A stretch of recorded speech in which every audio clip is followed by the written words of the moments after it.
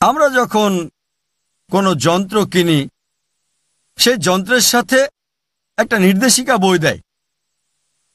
যেমন ধরেন, কোনো ডিভিডি প্লেয়ার কিনলে একটা নির্দেশিকা বই পায়, আর এর মধ্যে লেখা থাকে কিভাবে সেটা চালাতে হবে। যদি ডিভিডি চালাতে চান, ডিস্ক ঢোকান, তারপর প্লে বাটন চাপুন। যদি স্কিপ করতে চান, স্কিপ বাটনে চাপ দেন। যদি থামাতে চান, স্টপ বাটনে চাপ দেন। উপর থেকে ফেলে দেবেন না, নষ্ট হয়ে যাবে। পানিতে ভেজাবেন না, নষ্ট হয়ে যাবে।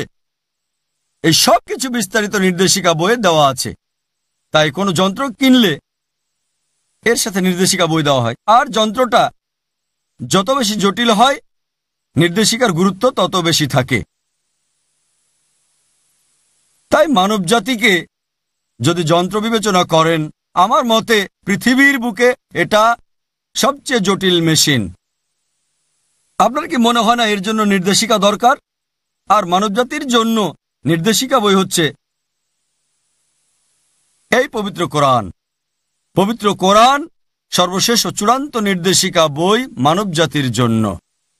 মানুষ কিভাবে জীবনযাপন করবে তা এই কোরআনে বলা হয়েছে। চিন্তা করেন, যদি যন্ত্র কিনেন আর নির্দেশিকার ভাষা আপনি বোঝেন না। আর আমরা এখন জানি জাপান খুবই উন্নত, অধিকাংশ ইলেকট্রনিক্স যন্ত্রপাতি জাপান উৎপাদন করে, কিন্তু নির্দেশিকা বইয়ে দেখবেন